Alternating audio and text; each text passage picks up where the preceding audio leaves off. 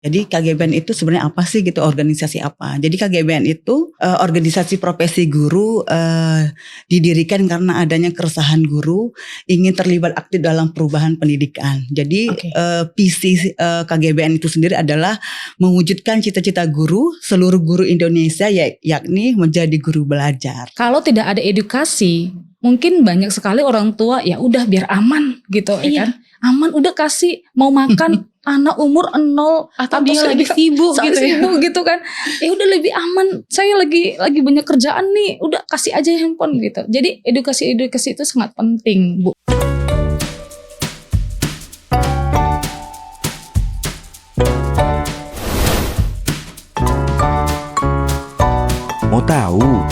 Mau tahu aja. Halo Sobat Mistar, kembali lagi bersama saya di podcast Mau Tahu Aja Mistar TV. Kali ini di tengah perkembangan teknologi yang sangat pesat, anak-anak tumbuh bersama dengan gadget dan media sosial. Di satu sisi ada upaya pembatasan dan perlindungan, dan juga di sisi lain digitalisasi ini justru menjadi bagian penting dalam pembelajaran. Lalu bagaimana sih sebenarnya kita menyikapi hal ini? Apakah pembatasan adalah solusi atau justru menjadi tantangan baru? Kita akan membahasnya di podcast kali ini. Sudah bersama saya Ibu Mahniar selaku Ketua KGBN Medan dan juga Ibu Deni selaku Divisi Komunikasi KGBN. Nah, untuk kalian ketahui KGBN merupakan Komunitas Guru Belajar Nusantara. Halo Ibu, apa kabar? Halo Ibu, sehat. Alhamdulillah. Ibu gimana kabarnya? Sehat ya. Nah Bu, seperti yang Una bilang di awal nih Bu, terkait KGBN. Boleh dijelasin dulu gak sih Bu sebenarnya KGBN ini apa? Oke, makasih Mbak Una sudah diundang ya di podcastnya Mistar. Jadi saya jelaskan, saya Mahniar Sinaga ya selaku guru.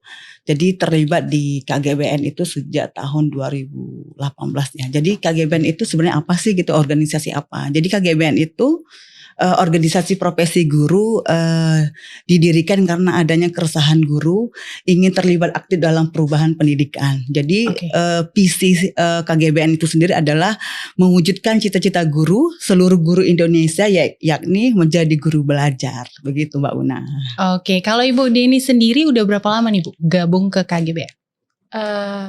Terlebih dahulu saya perkenalkan diri dulu ya Bu. Boleh Bu. Ya. Nama saya Deni Kasjuliana Bronenggolan MPD. Saya di KGBN ini sekitar jalan 2 tahun Ibu. Oke, berarti Ibu udah 2 tahun bergabung di KGBN ini ya? Benar. Nah sebenarnya Bu, KGBN ini kegiatan di dalamnya itu seperti apa sih Bu? Guru-guru itu ngapain aja gitu di dalam komunitas ini? Oke Mbak Unda, makasih. Ini pertanyaan yang luar biasa ya, asik ini untuk dijawab ya kan. Jadi KGBN itu kepanjangan dari Komunitas Guru Belajar Nusantara. Kata belajar itu gimana sih? Emang belajar itu tidak cukup di kampus gitu ya. Sebenarnya itu tadi KGBN itu kan dimulai dari keresahan guru yang pengen gitu ya terlibat aktif dalam perubahan pendidikan. Jadi ragam kegiatan di KGBN itu sebenarnya esensi ada 4 Mbak. Pertama itu adalah adanya kelas kemerdekaan. Kelas kemerdekaan ini di mana guru-guru yang memiliki praktik baik yang sudah berhasil membawakan praktik baiknya dalam kelas itu bisa berbagi Mbak Una. Jadi berbagi bagaimana tips-tips suatu, misalnya salah satunya adalah menghadapi tantangan gadget ini ya di dalam dunia kelas kita gitu. Kemudian ada satu lagi adalah kelas kompetensi. Nah kelas kompetensi ini di mana KGBN itu mampu mengakomodir kebutuhan belajar guru yang intinya meningkatkan atau mengembangkan kompetensi, seperti misalnya guru-guru pengen meningkatkan kompetensi di bidang numerasi gitu ya. Kita bisa menyediakan itu dengan catatan kita bisa berkolaborasi dengan teman-teman yang memiliki basic di numerasi gitu. Nah yang ketiga esensinya adalah kelas kolaborasi. Kelas kolaborasi ini jadi KGBN itu tidak bergerak sendiri aja Mbak Una. Jadi kolaborasi itu cukup penting karena ini adalah mewujudkan cita-cita guru ya, menjadi guru belajar. Jadi kita perlu berkolaborasi di semua lembaga gitu. Salah satunya sesama organisasi juga. Jadi kemudian bisa bersama lembaga-lembaga yang berhubungan dengan pendidikan gitu. Nah yang keempat itu ada kelas karir, di mana kelas karir ini mengakomodir kebutuhan guru untuk memiliki karya. contoh, misalnya dia punya praktik baik ini Mbak Neni.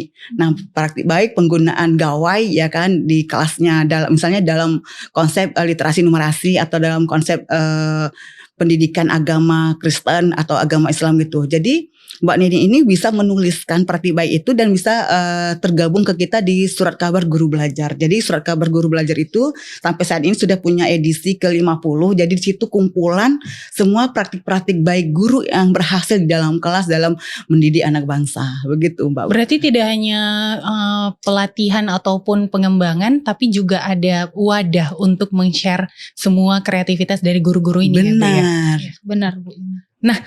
Untuk yang tergabung dari KGBN ini Bu, kalau boleh tahu kan itu kalau misalnya pendidikan sekarang ada tingkat TK, SD, SMP, SMA dan seterusnya gitu ya. Nah di dalam KGBN ini apakah hanya guru tingkat SD aja kah atau SMP aja, itu gimana Bu? Oh tidak, jadi di KGBN itu semua guru di satuan pendidikan Mbak Deni ya. Oh. Seperti Mbak Deni ini guru SD, ada juga guru SMK, guru SMA, guru TK, bahkan guru pendidikan inklusi ya, SLB gitu ya, PAUD juga ada. Jadi beragam satuan pendidikan. Nah Bu, ini menarik banget ya Bu dari yang Ibu jelaskan tadi terkait KGBN. Nah menurut Ibu kan sekarang itu udah kita ngebahas terkait SD dulu lah ya.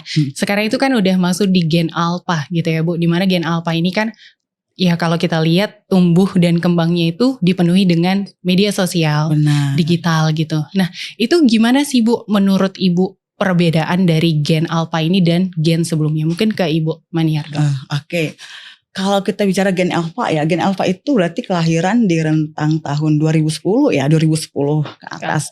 Itu kalau kita hadapi ya, murid-murid kita itu cenderung memang sangat aktif banget, aktif, lalu suka pembelajaran yang visual gitu ya, kemudian suka dilibatkan, kemudian suka beropini, kemudian cenderung sebenarnya suka bosan. Lebih gampang bosan. Lebih gampang bosan. Nah, kalau masa saya dulu mendidik sebelum Gen Alpha itu, anak itu masih bisa menerima pembelajaran dalam satu arah. Nah, di Gen Alpha ini itu tidak bisa. Kenapa? Ciri-ciri di Gen Alpha itu memang dia mampu menangkap pembelajar secara visual, audiovisual gitu ya. Memang sesuai dengan zamannya lahirnya di teknologi gitu. Nah, disinilah peran kita sebagai guru menghadapi Gen Alpha ini sebenarnya bukan hanya sebagai fasilitator gitu, tapi bagaimana menjadi navigator bagi murid-murid yang di Gen Alpha ini. Sebenarnya penuh tantangan sih Mbak Una. Ini kalau kita bahas bisa panjang lebar ini ya. Itu sih ciri-cirinya Mbak Una. Oh gitu, kalau itu kan dari Ibu Maniar. Nah kalau Ibu Deni sendiri gimana Bu? Iya. Ngelihat Gen Alpha ini? Iya Bu Una. Tidak jauh beda sih sama pendapat dari Ibu Maniar. Jadi saya melihat kacamata saya kalau Gen Alpha ini ada plus minusnya. Plus minusnya dari Gen Alpha ini dimana memang kalau kita lihat secara nyata Gen Alpha ini cenderung keinginan tahunya itu lebih besar dari sebelumnya. Itu yang positifnya. Dan keinginan tahuan itulah yang membuat anak-anak generasi Alpha ini ingin membuka peluang-peluang yang mungkin belum pada saatnya dia peroleh gitu dari segi umurnya. Sehingga kelihatan sekali ada minusnya, di mana yang belum saatnya dia ketahui, tapi dia sudah ketahui. Rasa ingin tahu tinggi rasa ya. ingin tahunya tinggi gitu. Nah itu yang saya beri pendapat bahwasanya ada plus minus dari Gen Alpha gitu Bu Ira. Ditambah lagi kan memang mereka mengakses informasi itu segampang itu ya Bu. Benar. Nah terkait digitalisasi nih Bu, peraturan pemerintah nomor 17 tahun 2023 ini tentang tata kelola penyelenggaraan sistem elektronik dalam perlindungan anak. Nah itu boleh dijelasin gak sih Bu, sebenarnya ini kayak mana gitu penerapannya terkait PP Tunas ini? Nah kalau dari sudut pandang saya ya, ini sebenarnya solusi iya, tapi juga penuh tantangan. Dimana tadi ciri-ciri seperti yang disebutkan oleh Mbak Neni, Bu Deni, saya sendiri, itu kan Gen Alpha itu cenderung rasa ingin tahu tinggi, ya kan. Tapi gampang bosan. Nah jadi karena mereka itu hidup atau tumbuh di era digitalisasi yang dimana informasi itu dari kapan saja waktunya, di mana saja itu bisa akses gitu ya. Nah jadi di situ peran kita sebagai guru untuk bagaimana menyikapi antara menghadapi si anak gen alfa dengan PP Tunas tadi, Mbak. Nah, PP Tunas ini kalau saya sepribadi ya, itu sebagai screen time. Screen time itu di mana anak boleh pakai gawai. Jadi gini, gawai itu adalah alat, Mbak Una. Betul. Alat ya, seperti pisau. Pisau itu dua mata pisau itu sama-sama tajam. Nah, pisau itu yang mengendalikan siapa alat itu? Alat itu kan pisau itu kan benda mati. Yang mengendalikan siapa? Kita, subjeknya, penggunanya. Kalau kita gunakan untuk misalnya memotong timun, itu berguna banget. Timun itu bisa terpotong.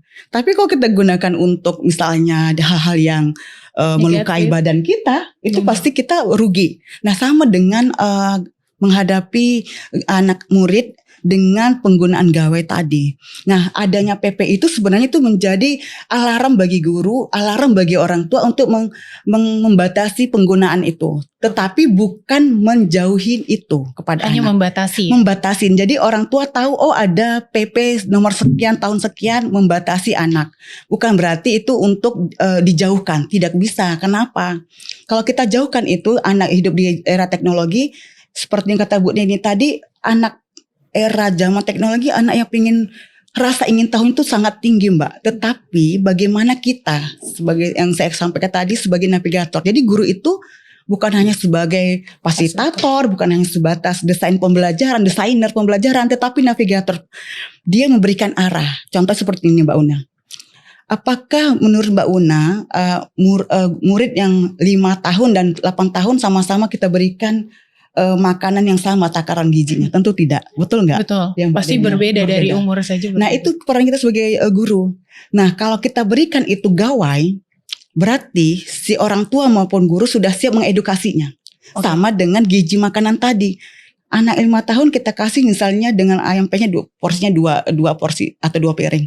Dengan anak yang 8 tahun kan justru sangat timpang. Kita tahu si anak 8 tahun mampu memakan 2 porsi ayam penyet tadi karena kita tahu sudah meng-screening dia, sudah mengasesmen dia. Balik lagi, kita harus asesmen si anak gitu. Nah, jadi gawai ini juga gitu. Kita berikan dia gawai sebagai orang tua, sebagai guru. Guru kan orang tua juga di sekolah. Betul. Itu harus siap menjadi navigator, pengarah si murid. Nah, jadi peran si guru dan orang tua itu tidak bisa hanya sebatas gunakan gawai atau jauhkan gawai. Nah, si anak melihat orang tuanya atau gurunya pakai gawai. Iya. Nah, itu fair enggak? Tidak. Tetapi peran orang tua dan guru itu sebagai pengarah mereka. Kamu pakai gawai sebatas berapa jam? Lalu konten apa yang kamu cari, gunanya untuk apa, apakah bermanfaat atau tidak. Nah, di situ tadi mereka misalnya melihat konten pembelajaran, rasa ingin tahunya terakomodir. Nah, tapi harus sebagai guru dan orang tua harus mengumpan baliknya kembali gitu. Konten apa yang kamu lihat, bermanfaat enggak? Atau itu pembelajaran itu mampu enggak menjawab masalah-masalah yang kamu hadapi dalam kehidupan. Jadi saya nak tahu membedakan misalnya, wah ini berguna ini tidak, kan gitu ya. Jadi dalam ranah itu kalau kita kaitkan dengan PP Tunas tadi, kita ingat bahwa si anak harus dibatasi gawai, bukan berarti dijauhkan. Nah, ketika kita sudah memberikan itu gawai, si orang tua harus ngapain dulu, mengedukasi dulu. Dan guru juga perannya seperti itu. Itu sih dari saya. Oke, terima kasih Bu Mania. Nah, kita ke Bu Deni. Nah, Bu, kalau boleh tahu sebelumnya Ibu kan guru SD ya, Bu. Nah, kalau boleh tahu, Benar. Guru SD di mana, Bu? Saya guru SD di SD Negeri 064027 Polonia, Medan. Oke, nah di sekolah itu apakah sudah menerapkan digitalisasi untuk siswanya, Bu? Sudah ya. Nah itu kan seperti yang Ibu jelaskan tadi, kita ini kan sebagai guru harus memantau juga gitu ya, Bu. Benar. Nah dari banyaknya siswa di dalam kelas itu, ada gak sih Bu strategi Ibu untuk memantau mereka dalam penggunaan gadgetnya? Dan sebelum itu Ibu harus jawab dulu apakah mereka diperbolehkan untuk membawa gadget ke sekolah itu? Oke, yang pertama kalau kita memang mau memakai gadget, kita harus melapor dulu kepada pimpinan kita. Oke. Ada beberapa memang pembelajaran dari setiap mata pelajaran itu menggunakan aplikasi dari digitalisasi pembelajaran. Dan tentunya harus kita koordinasi juga dengan orang tua, begitu. Jadi Kalau dari sisi siswa saya, kebetulan sekali mereka itu masih belum diizinkan memiliki smartphone ataupun gadget pribadi. Masih banyak yang memakai gadget dari orang tuanya gitu. Oke.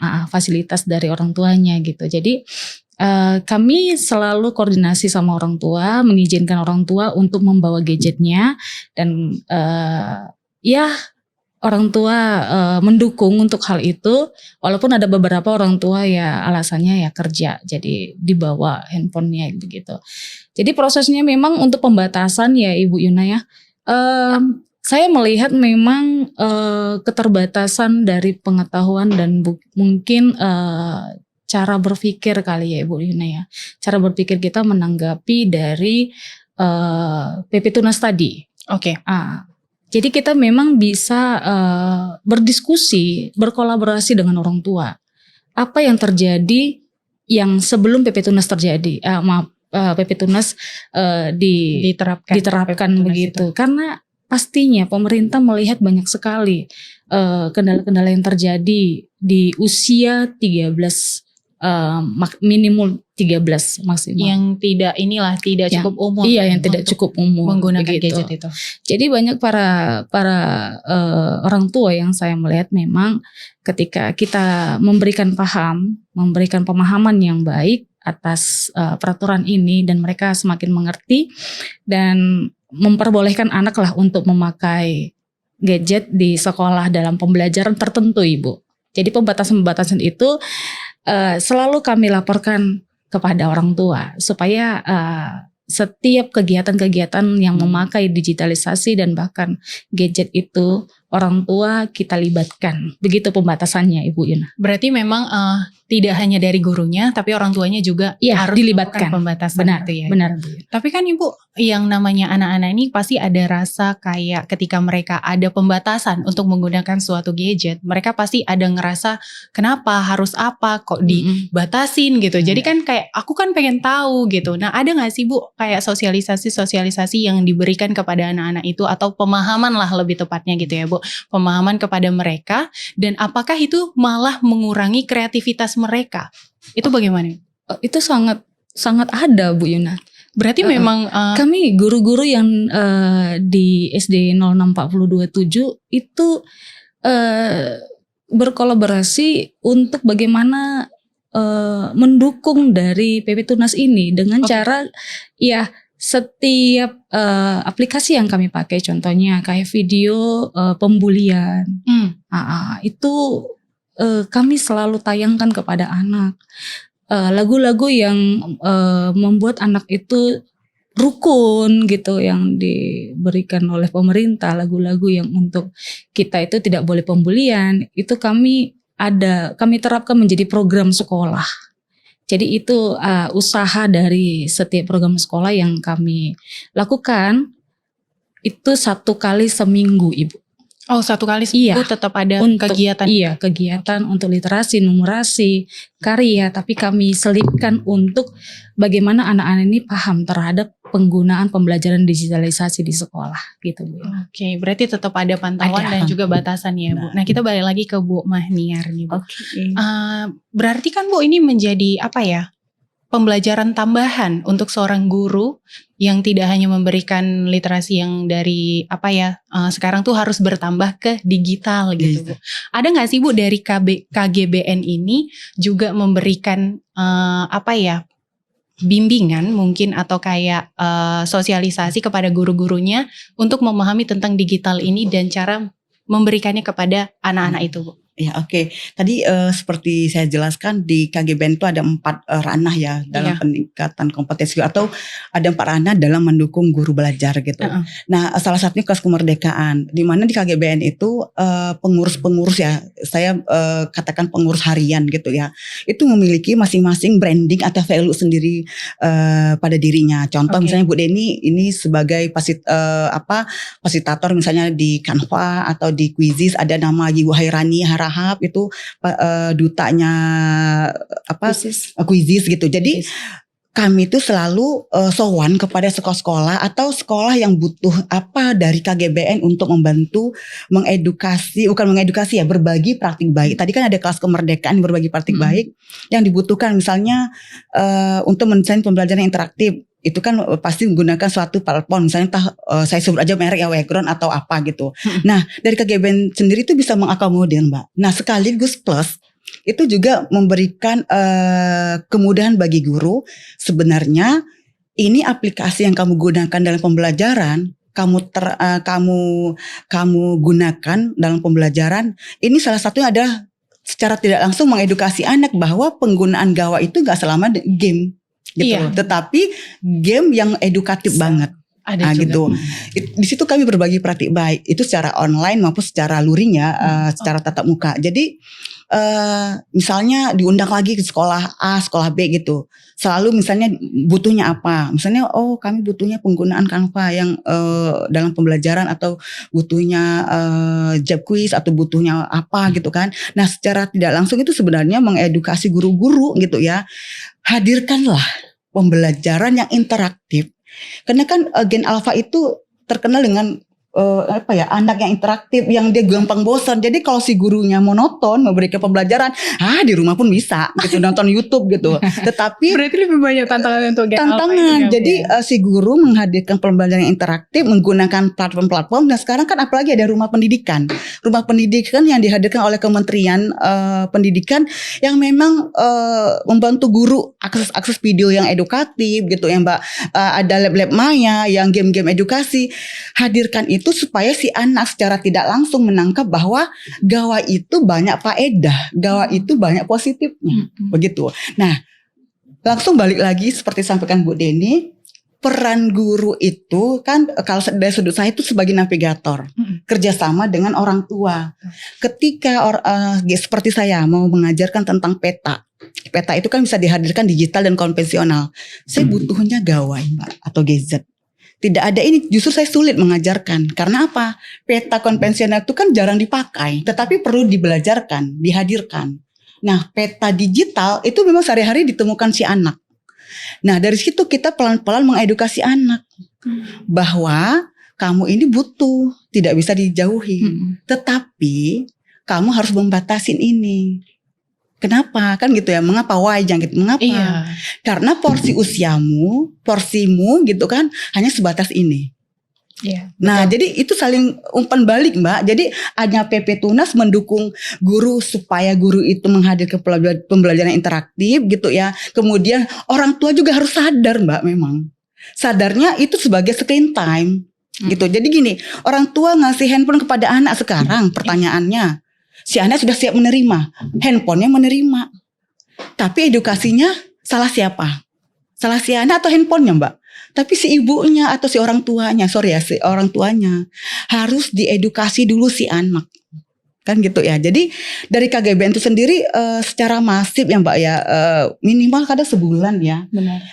Pergi ke sekolah-sekolah lain, membantu guru bagaimana mendesain pembelajaran yang interaktif supaya murid-murid tidak bosan menggunakan digital, apalagi ada papan interaktif digital ini sebagai tools ya, strategi tools menurut saya atau strategi alat yang memang membantu guru untuk menghadirkan pembelajaran interaktif di kelas, gimana anak itu senang dengan game-game edukatif gitu. Jadi si guru kan harus kita kita damping atau kita bimbing gitu ya. Kan nggak semua juga tahu platformnya, tapi kadang nggak tahu cara menggunakannya gitu. Walaupun memang bisa kok lihat di YouTube tetapi praktik baiknya. Iya. Kan guru itu kan perlu praktik baik. Belajar dari siapa? Dari guru yang sudah berhasil menerapkan di kelas, aksi nyatanya begitu Mbak.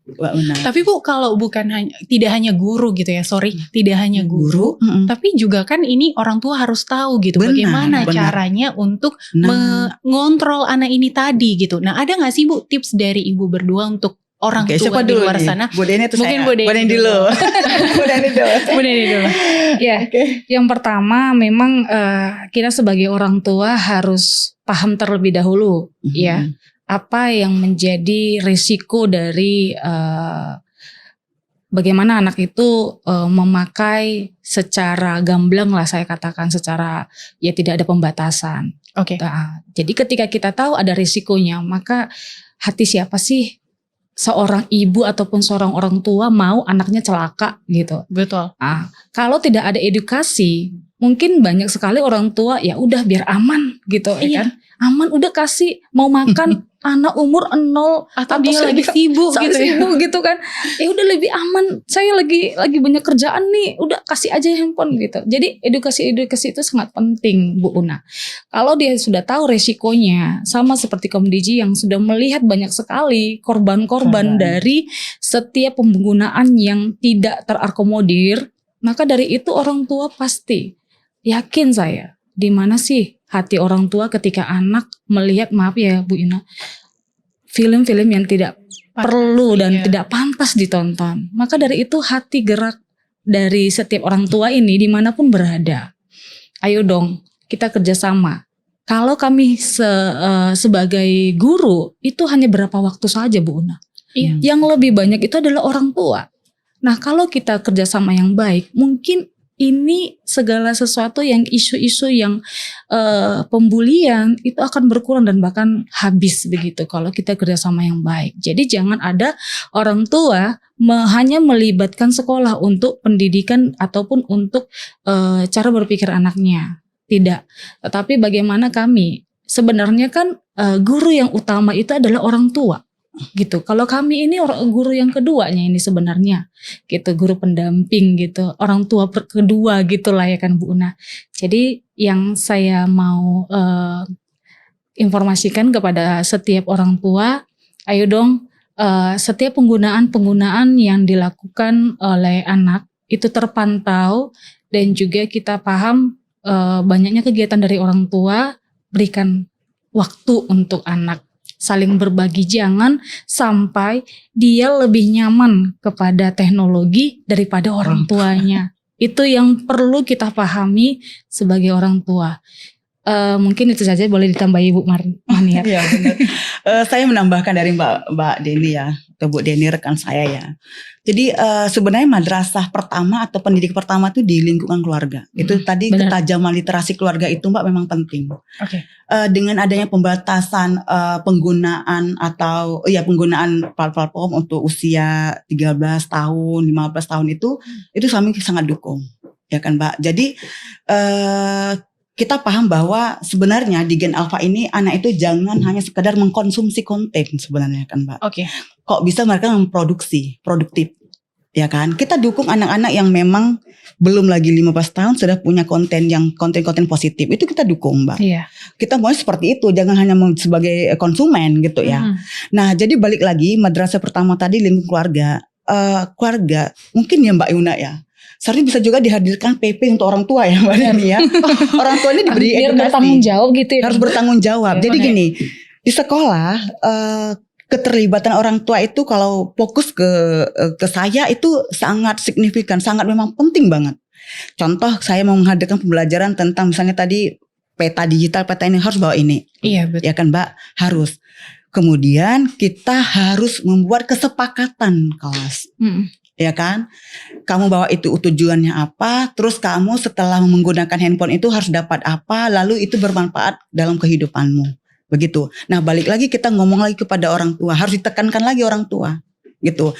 Jangan si anak nyaman Lebih kepada nyaman. teknologi dan jangan pula si anak nyaman sama gurunya, gitu. Kenapa? Karena gurunya tidak pakai marah-marah mengedukasi anak. Itulah kesabaran guru ya.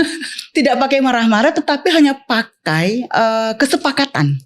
Oke. Kalau kamu langgar berarti ada konsekuensi. Oke. Nah maunya orang tua juga seperti itu Mbak Una. Seperti guru juga, guru yang mengedukasi murid-murid di rumah juga seperti itu. Nah mungkin ya harapan saya sebagai guru, sebagai orang tua juga, benar. sebagai praktisi pendidikan kita, sebagai pengurus organisasi, mungkin bolehlah ya dibuat PP semacam orang tua yang siap memberikan anaknya gawai. Syaratnya apa nih? Gitu ya. Kalau mau berikan gawai, syaratnya apa dulu nih orang tuanya, gitu. Karena kan lagi-lagi nih balik korbannya gawai ini sangat ini ya, sangat miris ya. Dan cepat. Cepat gitu. Kita nggak tahu anak hari ini ceria-ceria karena sudah lihat sesuatu, besoknya terjadi sesuatu. Iya. Akhirnya datang ke sekolah, Kita lihat si anak, kita asesmen kenapa dia murung, kenapa seperti ini gitu. Bahkan kita tanya orang tua, oh tidak, anakku bagus, anakku nggak kenapa-napa. nggak kenapa, tetapi karena tadi mungkin si anak nyamannya sama guru gitu kan. Terakhir digali informasi kepada si anak lagi bisa curhat. Ternyata banyak masalah gitu ya. Jadi teringat kasus anak yang ini lagi yang bunuh diri gara-gara nggak bisa beli alat buku tulis gitu ya Mbak. Jadi memang peran kita kalau sebagai guru tuh memang harus ganda kali ya. Benar. Sebagai fasilitator juga, bahkan hadirnya teknologi yang memang diberikan oleh Pak Presiden, pemerintah itu memang kita tuh sebagai navigator juga, pengarah anak. Terus bisa saja Mbak, kami itu di luar konten pembelajaran juga kami tambahkan lagi nilai-nilai karakter ya. Misalnya di sela-sela, kalau saya seperti ini, di sela-sela 15 menit mau pulang, itu pasti menjadi alarm. Kami itu alarm Mbak, ayo gitu ya, kerjakan tugasnya gitu. Kemudian kalaupun mau pakai handphone sekedar mengerjakan tugas, tetapi jangan lupa harus diizinkan oleh orang tua. Dan kita warning lagi di grup.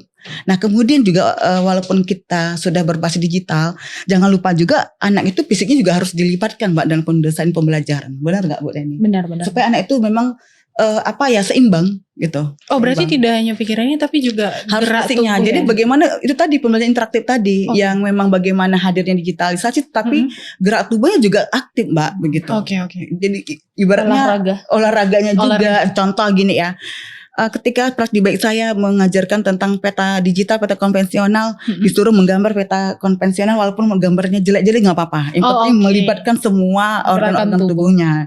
Kemudian gunakan gawainya, lalu klik dari sekolah menuju rumahmu ada berapa kilometer, terus rumah siapa aja yang dilewatin. Ayo kita praktekkan minimal gitu. Jadi kan dia juga jalan. Jadi dia artinya gini, menghadirkan pelajaran yang memang bermakna baginya, terus berguna bagi kehidupannya, terus lambat laun dia paham bahwa ini juga bermanfaat kok untukku gawai ini gitu ya, bermanfaat. Lalu nanti kita hadirkan lagi dengan game-game yang memang seperti game yang melibatkan ini. Coba kita harus umpan balik. Game yang edukatif. Oh iya ya, sebenarnya kalau main sendiri banyak nggak enaknya kan gitu ya. Tapi kalau berdua gitu berinteraksi itu kan banyak enaknya. Nah di situ perannya guru. Nah tetapi tetap didukung oleh orang tua. Balik lagi ke orang tua sebelum Mbak Una. Balik lagi pernah kepada orang tua. Kita hanya pelengkap gitu ya Bu. Kita hanya sebagai pelengkap juga, sebagai jembatan juga, sebagai alarm juga, mengingatkan juga seperti itu. Ganda perannya. Oke, nah itu kan dari sisi guru dan juga orang tua. Nah kalau misalnya untuk sekolah di Sumut ini Bu, menurut Ibu apakah sudah siap dengan sistem pembelajaran digital yang aman untuk anak? Nah kalau saya jawab, kita harus lihat data dulu seberapa masif lembaga pendidikan atau ya yang di Sumatera Utara ini sudah mengadakan BIMTEK gitu ya atau sosialisasi. Benar. Gitu. Nah, jadi kalau saya libatkan dengan peran komunitas KGBN ini kan visinya tadi mewujudkan cita-cita guru menjadi guru belajar. Artinya tanpa instruksi, guru tuh harus menggali informasi yang update. Kan gitu. Misalnya lahirnya PP PP Tunas gitu ya. Di komunitas kami kita harus update tuh apa sih isinya gitu. Lalu apa peran kita sebagai guru gitu. Jadi ibaratnya tanpa pun ada dari lembaga-lembaga, karena kan lembaga pendidikan khusus di Sumut kan nggak bisa juga menyentuh semua guru ya Mbak Deni ya. Tapi hadirnya komunitas itu justru membantu pemerintah kan gitu. Jadi kita sebagai seorang guru tuh memang harus merdeka atau mandiri terhadap cara lah. Caranya bagaimana kita update suatu informasi yang memang kita di situ harus kita bedah, lalu kita pelajari, lalu kita refleksikan bersama, lalu ayo langsung kita aksi atau eksekusi di sekolah gitu. Jadi kalau ditanya seberapa siap, saya balik lagi nih, seberapa siap pemerintah menggaungkan itu gitu. Kalau kami dari segi kami komunitas, kita memang selalu berbagi praktik baik. Kadang kami suka ngafe-ngafe juga gitu, tapi berbagi praktik baik. Oh ini ada PP-nya lahir, bagaimana gitu. Jadi saling sharing akhirnya pengalaman menjadi gitu. inspirasi. Dan akhirnya menjadi inspirasi buat guru-guru yang lain gitu. Oh ini menarik. Nah Bu Deni ya mungkin bisa nggak sih Bu menurut Ibu pendekatan dari belajar tradisional yang dulu kita gunakan di zaman sekarang. Menurut Ibu bagaimana? Apakah itu masih relevan? Sebenarnya kalau kita melihat dari secara kontekstual, segala pembelajaran itu baik ya Bu Yuna ya. Tidak ada yang nggak baik. Tetapi di dalam aplikasinya kita harus menerapkan kembali apa yang menjadi hal-hal yang baru gitu. Kita tidak bisa monoton karena hidup ini kan dinamis Ibu. Jadi kalau kita menerapkan hal itu, apalagi sekarang ini pembelajaran mendalam yang sedang booming gitu kan, sedang booming gitu. Jadi menurut saya kalau dikolaborasi dalam kontekstual yang pembelajaran dahulu tradisional dengan sekarang itu sangat baik Ibu. Saya tidak mengatakan bahwasannya pembelajaran tradisional itu tidak baik, tidak. Oke. Plus minus dari setiap metode pembelajaran yang dulu sama yang sekarang itu pasti ada. Gitu. Tergantung kita yang bisa mengantisipasinya dengan pembelajaran yang saat ini yang lagi booming. Kalau kita kolaborasi mensadur itu menjadi kesatuan, itu lebih kuat Ibu. Oke. Contohnya begini Ibu, saya punya pengalaman juga. Dulu kan kalau kita itu tentu pembelajaran tradisional lebih mengarah ke ceramah gitu. Nah, kalau kita lihat kontekstual ceramah, apakah salah kalau anak itu yang menjadi subjeknya? Dia yang mengaplikasikan dan dia yang membuat pembelajaran itu kepada temannya, berbagi secara literasi dan numerasi. Apakah salah Bu Una? Tidak. Tentu yang kita metode yang tradisionalnya sudah dapat, tetapi kita boleh merubahnya, jangan terfokus kepada guru gitu. Jadi kita bisa mensadur dari pembelajaran tradisional, bagaimana anak itu bisa aktif di dalamnya gitu Bu Ina. Berarti masih bisa kita gunakan, tapi kita juga tidak lupa dengan perkembangan yang sedang terjadi gitu ya Bu. Betul Ibu. Nah terkait penggunaan digital ini ya Bu, media sosial lah. Bahwasannya kan kalau media sosial ini kita tahu mereka hanya mendengarkan. Nah literasinya hanya dari mendengarkan mereka lah gitu, literasinya kurang jadinya. Nah gimana sih Bu cara Ibu untuk mengajarkan literasi digital kepada siswanya? Yang pertama kita harus menampilkan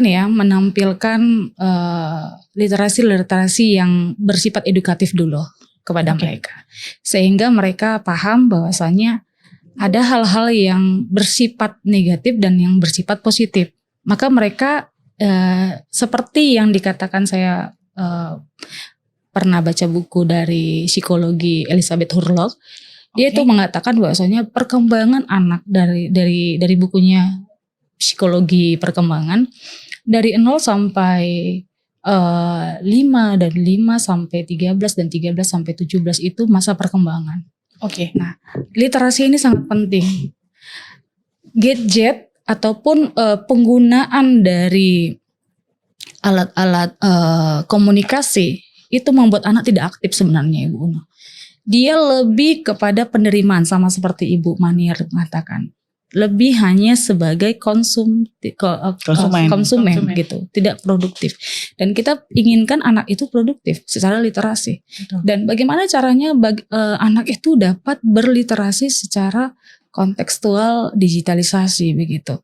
Ya, secara ini yang saya katakan bahwasanya yang paling gampang aja dulu ya Ibu ya. Pembelajaran itu dapat diliterasi kepada anak dengan cara banyak platform dari digitalisasi itu, dari platform-platform yang bisa anak gunakan untuk berbagi kepada temannya. Nah, sama seperti Quizzes dan yang lain, saya tidak bisa sebutkan satu persatu gitu. Jadi artinya anak-anak lebih tidak bosan terhadap satu permainan ataupun literasi, tetapi berbagai platform ini kita berikan. Nah, ini gunanya komunitas. Makanya kami menggerakkan seluruh guru-guru yang ada di Kota Medan ini Ayo gabung dengan kami, bagaimana kita bisa berbagi dari praktik baik yang sudah kami lakukan dan sudah banyak berhasil dari literasi-literasi yang sudah kami berikan kepada anak. Gitu. Dan banyak Ibu Una buku-buku yang sudah kami produksi ya Ibu ya. Praktik baik ya, bisa menjadi inspirasi buat guru-guru. Nah itu dia tadi intinya, kembali lagi bahwasanya tidak menutup kemungkinan bahwasanya setiap guru itu memang harus upgrade diri dulu. Upgrade diri dulu gitu. Jangan tadi kan Ibu Una bilang gini, boleh nggak pembelajaran tradisional digunakan saat ini? Iya. Nah, saya katakan boleh. Tetapi mindset tradisional yang dulu si guru tidak boleh. Oke. Gitu dia. Oke. Jadi sedikit kita membuka mindset ya Ibu ya. Karena kalau kita tidak membuka mindset itu, maka kita terkungkung terus di masa-masa yang lalu. Zona nyaman. Padahal kita harus keluar ya Bu Maniar. Kalau kita nggak keluar, kita terkungkung dan kita tidak akan upgrade diri untuk pembelajaran yang dinamis saat ini. Perkembangan yang ada. Tentu kita lihat Ibu Una, bagaimana PISA kita itu menurun, ya, hasil PISA menurun secara literasi dan numerasi. Nah ini adalah kerjaan kita sebagai pendidik. Bagaimana anak-anak itu harus mampu menaikkan kembali. Nah inilah gunanya komunitas belajar. Begitu Bu Nan. Boleh ditambahin. Terima kasih Bu Nina. Kalau ibu sendiri bagaimana Bu Mani? Ya kalau membahas zaman teknologi ya itu memang sangat enak sekali sebenarnya untuk dibicarakan. Mungkin sampai sore. Iya. Memang tadi jadi peran komunitas itu kan sebenarnya bagaimana pertama menyediakan panggung untuk guru yang punya praktik baik, dibagikan di komunitas supaya bisa menyentuh guru-guru yang dimanapun berada gitu kan Mbak. Sekarang kan pengguna enak ya, nggak mesti luring secara daring. Jadi tujuannya apa? Tujuannya adalah balik ke kata Bu Neni, mindset tradisional tidak boleh dipakai. Jadi gini, kalau kita tanya, kita lahir misalnya di era alfa, atau saya lahir di zaman milenial. Iya. Kalau ditanya sama orang tua atau orang, maukah kamu pakai minyak lampu lagi? Tidak, saya jawab. Kenapa? Jangan, masa ada gas yang tinggal tekuk hidup gitu. Api birunya harus pakai minyak lampu yang harus punya asap gitu ya, yang bau-bau gitu kan. Nah, balik lagi kan si murid juga gitu. Masa saya zaman teknologi gurunya pakai mindset tradisional? Kan gitu. Jadi gini, gitu ya. Masa sudah ada gas mau masak pakai kayu api gitu ya. Jadi mindset itu harus memang harus tumbuh sesuai dengan zamannya anak lahir. Jadi gini, zaman anak saatnya ada gen alpha. Berarti si guru harus ngikuti zaman anak, bukan anak ngikuti zaman guru. Jadi adanya komunitas itu ya menggaungkan itu. Kita lahir di zaman zaman milenial. Ingat, di hadapanmu sudah zaman Gen Z gitu ya, gen alpha. Jadi kamu harus masuk dimensi anak, bukan anak yang masuk dimensimu gitu ya. Makanya adanya komunitas itu menghadirkan praktik-praktik baik guru yang bisa diadaptasi. Belum tentu saya misalnya, menurut saya nih pembelajaran saya sudah bagus nih Bu Deni, saya pakai ejab quiz, pakai apa gitu. Tetapi anak tuh bosan dong. Anak gen alpha ingat, bosan ya Mbak. Cepat bosan. Mbak masa pakai ejab quiz jadi doang aja gitu ya. Terus kan dia ngerasa udah paham banget. Itu udah makanan saya hari-hari sama Bu Niar gitu. Kalau nggak kita upgrade. Jadi ada lagi ternyata pembelajaran dengan metode pakai platform baru, misalnya pakai quiz background gitu. Saya bisa buatnya pakai YouTube bisa, tetapi kan saya ingin praktik baik. Ibu belajar bagaimana sih metodenya, strateginya, model apa yang dipakai. Saya adaptasi sesuai dengan konteks lokal saya. Benar. Jadi sesama guru tuh memang harus gimana? Kolaborasi. Jadi gini, guru itu butuh guru atau sosok guru untuk menginspirasi dia Mbak. Jadi guru juga butuh guru. Benar. Guru itu butuh guru untuk sosok inspirasi. Contoh, Mbak Deni punya praktik baik misalnya penggunaan background. Gimana ya Mbak ya?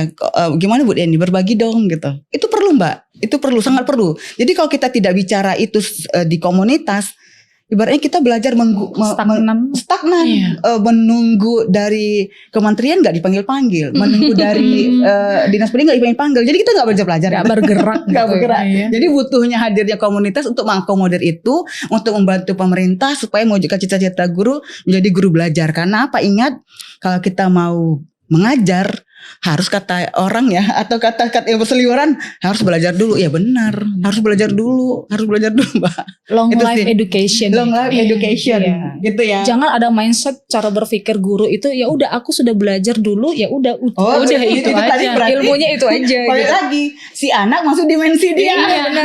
bukan kita masuk dimensi ke anak-anak. Benar Gitu Mbak. Jadi itulah gunanya komunitas. Komunitas itu menghadirkan panggung gitu ya, terus menyentuh kebutuhan belajar guru, terus ibaratnya kemudian membantu guru untuk meningkatkan kompetensinya, kemudian membantu guru untuk meningkatkan karir proteannya gitu. Yang tadinya Bu Deni misalnya punya praktik baik, bingung nih mau kemana dibagikan, udah bagikan ke kita gitu kan, nanti bisa kita terbitkan di surat kabar guru belajar. Gitu. Benar. Nah, kalau terkait literasi yang saya bilang tadi, menurut Bu Maniar bagaimana Bu? Yang literasi digital terhadap anak, ada nggak sih cara tersendiri Ibu? Kalau saya sendiri ada. Oke. Gini contoh ya Mbak, setiap bulan saya tuh komitmen. Jadi guru itu juga harus komitmen Mbak. Komitmen artinya jangan hari ini mengingatkan anak tentang kesepakatan kelas. Oke. Besok tidak diingatkan. Jadi lost control gitu ya. Harus komitmen. Jadi saya punya sebuah program kecil di kelas itu, bagaimana setiap bulan, bukan bagaimana, ada tantangan membaca setiap bulan pada anak-anak. Oke. Baik itu dalam peringatan hari besar just okay, maupun tidak ada peringatan hari besar itu just okay. Jadi bagaimana saya tetap menguatkan literasi anak dari ranah digital ya kan ke manual. Contoh ya, misalnya anak-anak akses buku ini dari misalnya CB atau dari literasi cloud. Baca tentang konten pelajaran kita tentang perubahan iklim saat ini, baca atau downloadkan, share di grup gitu. Lalu apa yang kamu baca gitu kan, kamu paparkan tuh kepada orang tua, paparkan kepada anak. Secara tidak langsung si anak ngajari orang tuanya untuk dekat dengan dia. Oh, Untuk punya waktu gitu loh Mbak. oke. Jadi kita harus menghadirkan Kolaborasi. hal-hal yang memang di luar dari orang tua juga. Kadang orang tua ini, aduh jangan kamu baca gitu ya. Kadang gimana Udah dengerin aja ini. gitu. Pelajarannya Jadi udah ada Pak di sini. jadi tantangannya bervariasi Mbak, variatif. Bulan ini si anak membacakan buku cerita kepada mama atau adiknya. Besok tantangannya mama bacakan buku kepada sekeluarga. Itu harus kita hadirkan. Itu dalam ranah literasi Mbak. Belum lagi hal-hal yang lain. Hal-hal yang lain gimana? Misalnya kita kasih tugas nih. Tugas tentang kegiatan ekonomi. Saat kemarin ini baru aja saya tuntas. Kegiatan ekonomi. Saya sudah edukasi anak, pemahaman aplikatifnya, pemahaman konsepnya, nilai dan karakter. Saya proyekkan di rumah. Wajib kolaborasi sama orang tua. Kalau misalnya di buku tidak kurang, kan buku itu gak satunya sumber belajar ya. Betul. Guru juga bukan satu sumber belajar, banyak sumber lain. Mohon orang tua boleh dibantu anaknya buka link-link apa gitu untuk membantu proyek si anak. Lalu bantu si anak untuk mereview, merangkum. Loh, jadi kerjaan orang tua memang harus seperti itu Mbak. Supaya apa? Salah satu tujuan saya itu supaya orang tua tuh dekat kepada anak walaupun 10 menit. Gitu, walaupun 5 menit. Tapi harus ada lah. Harus ada lah, tapi kan nggak mesti juga Bu Nia dengan tugas, iya nggak mesti. Tapi kan dengan hal-hal lain juga bisa kan Mbak Deni. Contoh misalnya Hari Kartini, boleh dong orang tua menceritakan apa tuh Hari Kartini sama anaknya, supaya anaknya pengen dengar langsung dari orang tuanya. Atau menurut versi orang tuamu, Kartini itu apa sih, sosok siapa sih? Kan banyak hal-hal yang variasi lain. Kalau selama ini yang saya lakukan seperti itu. Gitu sih. Jadi itu kan setidaknya mengkuatkan literasi si anak, secara tidak langsung mendekatkan orang tua kepada si anak, secara tidak langsung juga itu menghadirkan bahwa handphone itu memang berguna. Benar. Gitu. Benar. Lalu kalau si anak semakin tajam literasinya, semakin mampu berpikir kritis, mampu memahami informasi, membedakan informasi mana yang jelek, mana yang enggak. Kan kalau seandainya gini, Bu, nak buka dong halaman CB, dibuka anaknya. Oh lihat misalnya, lihat iklan. Setidaknya orang tua, ini jangan dibuka ya. Kan Jadi gitu ada ya, secara peran- tidak langsung ada peran peran orang orang tua gitu. Atau kalau membuka misalnya ini, buka ini, klik ini, klik ini, klik ini gitu. Kan itu ada peran orang tua gitu. Memang kita tidak bisa menyentuh secara 100% ya. Iya. Karena kan itu balik lagi kata Mbak Neni, terbatas kami. Dari pukul 7 sampai pukul berapa kita Mbak? Jam 12. Jam 12.20. Kalau saya 12.05. Oh oke. Itu maksimalnya. 12.05 itu Mbak, kami hanya potong lagi bidang studi. Berapa jam kali Mbak? Berapa jam kali kami di kelas? Dan itu ya Kurang sebenarnya, juga. Kurang. Tapi syukurnya ada kokurikuler. Kokurikuler di mana pembelajaran yang apa ya bisa bukan tambahan sih, yang memang penting menguatkan 8 profil Karakter. lulusan tadi. Contohnya saya ambil tahun ini literasi keuangan karena fenomena memang saya melihat maraknya perilaku konsumtif, judi online gitu yang udah merambah kepada anak-anak SD. Terus apa tuh top up Roblox gitu. Benar. Iya. Itu penting bagi saya. ML. Kenapa? Iya, itu saya hadirkan literasi, itu harus saya kekuatkan. Di mana? Di kokurikuler tadi. Oke. Nah, jadi itu tadi balik lagi, kalau di sekolah peran guru itu sangat memang tajam, sangat memang apa ya Mbak ya Bu, harus orang memang guru itu memang harus sebagai navigator, fasilitator juga sebagai orang tua juga gitu. Bu, sorry, tadi kan di awal Ibu ada bilang juga bahwasannya ada momen di mana siswa ini menceritakan kepada orang tuanya, gitu di rumah atau di mana lah gitu ya Bu. Nah, saya penasaran bagaimana apakah medianya itu mereka videokan lalu dikirim ke grup atau gimana Bu? Saya penasaran juga. Itu gini, minimal memang orang tua ini kan gini ya, tidak semua punya smartphone yang memang punya RAM-nya.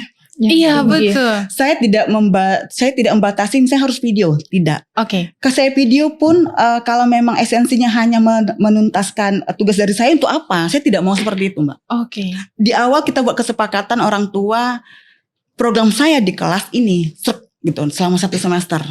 Mohon dukung. Memang di awal-awal ada tantangan. Tantangannya di mana Bu Niar?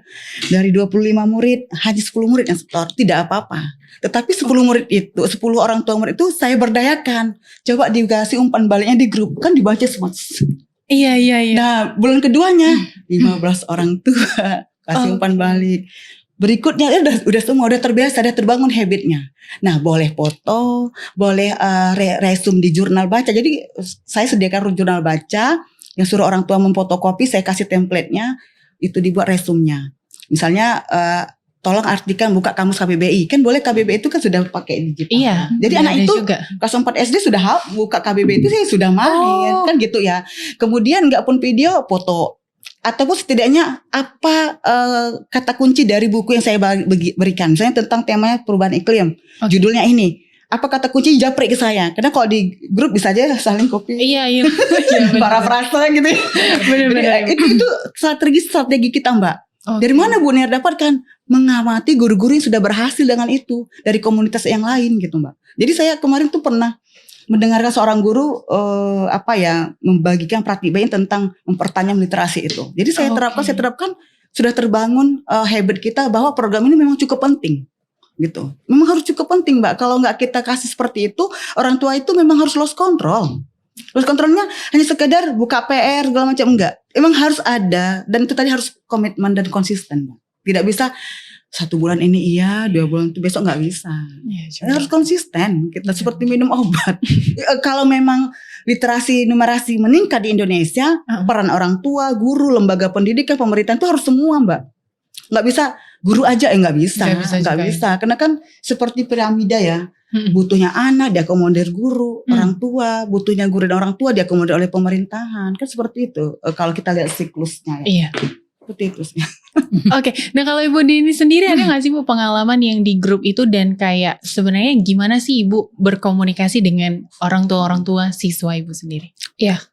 Kalau saya tidak jauh beda dengan Ibu Maniar ya.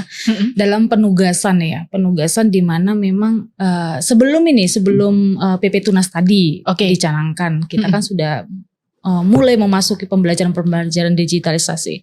Saya berikan itu tugas seperti anak-anak, kalian punya media sosial nggak gitu? Saya tanya gitu. Oh punya Bu, punya. Rata-rata Ibu. Itu umur berapa Bu? Bingung gitu. Umur kelas 3 SD. Oh 3 SD udah ada ya? Udah. TikTok, Facebook gitu. Udah lengkap ya sosial media. Bener. Oke. Ibu kenapa nggak fallback? Bahasa fallback lagi kelas 3 gitu kan. Oh jadi kalian sudah punya media sosial? Saya katakan. Oh udah Bu. Ibu sih nggak mau fallback gitu. TikTok saya ini. Saya lihat gitu, wow gitu kan. Jadi saya bilang gini, oke, anak-anak ini kita punya project nih, saya bilang gitu. Projectnya sederhana saya katakan, itu tentang pembelajaran materi tentang bagaimana kita dapat mengasihi alam gitu, alam sekitar gitu. Nah saya bilang, saya tugaskan project kalian bagaimana kalian mengasihi alam. Yang pertama apa? Kita harus menanam pohon. Menanam pohon, go green. Anak-anak ibu kelas 3 sudah bisa menanam pohon. Ada yang sudah, ada yang gak pernah, ada yang gimana gitu. Nah ini nih project ini kita buat project. Tapi projectnya selama 1 bulan. Saya bilang. Jadi perkembangan dalam menanam pohon dari dia membeli tanah, membeli pupuk, itu harus ada videonya.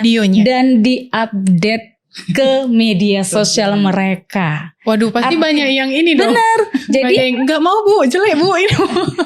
Saya kolaborasi juga dengan orang tua. Saya katakan, tolong dibantu ya Bapak Ibu ya, bagaimana anak-anak ini menggunakan digitalisasi ataupun gadget dengan baik, dengan memberikan efek yang baik juga kepada anak-anak yang menonton. Karena banyak sekali seliweran tontonan yang tidak layak kan begitu. Jadi kalau kita memperbanyak anak ditugaskan untuk hal-hal yang positif, maka seliweran dari beranda yang dia masukkan itu bahkan akan terpantau terus hal-hal yang algoritmanya betul Ibu Manir. Jadi akhirnya memang benar kata Ibu Manir, ketika kita membuat suatu project itu ya mindset cara berpikirnya orang tua ada yang setuju, ada yang kurang setuju, ada yang ya setengah-setengah setuju begitu ya kan. Tapi kita tetap komitmen. Salah satunya bagaimana memang literasi digitalisasi ini harus kita canangkan begitu. Jadi sembari ketika 1 bulan itu ada tentu project ini tidak mesti harus berhasil Ibu. Ada yang tidak berhasil begitu. Ada yang layu, Bu saya ini pohonnya layu. Ya kamu kenapa? Jurnal kamu kenapa? Kan saya buat jurnal nih. Jam berapa disiram, jam berapa dikasih pupuk begitu, hari apa dikasih. Saya lihat, kamu nggak ngasih ini gara-gara begini makanya layu begitu. Akhirnya ketika memang keberhasilan itu ada 3 orang dari 10 yang saya berikan, akhirnya mengubah mindset mereka untuk kembali lagi, Bu ulangin lagi loh Bu. Kayaknya aku pengen lagi nih mau menanam ini gitu. Mereka nggak mau kalah ya. Nggak mau kalah dengan yang lain. Jadi ketika memang kita memberikan reward itu bukan berarti barang ya, tetapi reward bagaimana kolaborasi dari media sosial. Ayo anak-anak ibu kalau ada yang saya bilang juga begitu, kasih tahu ini videonya sama keluarga, like yang banyak, nanti di akhir semester ada ibu kasih seperti buku begitu. Jadi ada gregetan dari umpan baliknya begitu. Akhirnya literasi itu membuat anak itu positif dalam menggunakannya gitu Bu Una. Terima kasih. Wah ini menarik sih Bu, karena ya namanya anak-anak pasti seneng lah ya Bu mendapatkan sesuatu hadiah. Benar. Dari kerja kerasnya sendiri gitu kan. Nah Bu, ini kita gak terasa nih Bu, udah di akhir aja.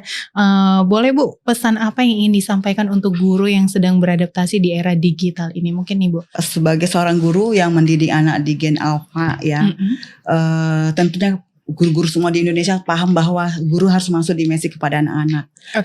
Digitalisasi tidak bisa dihindarkan, tidak bisa ditolak, tetapi memang bagaimana kita hadirkan lewat pembelajaran mendalam, bagaimana digitalisasi itu bermakna kepada anak, mampu anak-anak itu menjadi anak yang mampu meregulasi diri. Nah, salah satunya ada peran kita adalah sebagai navigator tadi, Mbak. Pengarah gitu, memberikan arah kepada anak. Dan jangan lupa juga menjadi kolaborator juga bersama siapa? Orang tua dan lingkungan sekolah. Oke. Nah kalau Ibu Deni sendiri?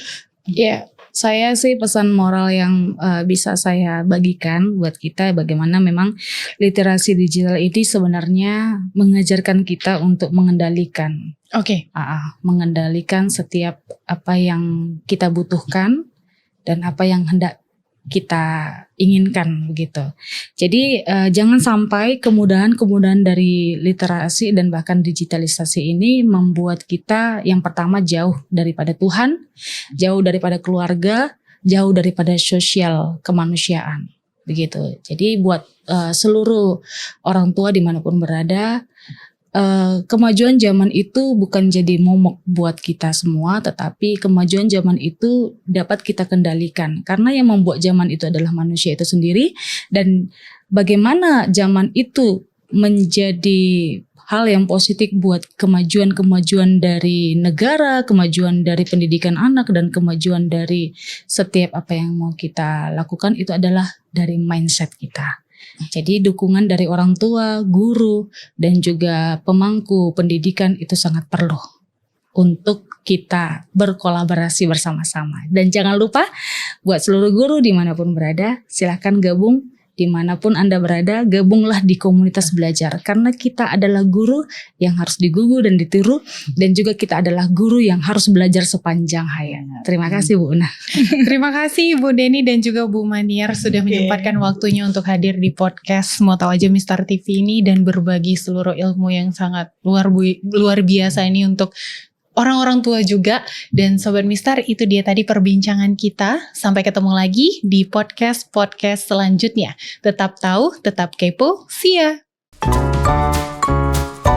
Mau tahu? Mau tahu aja.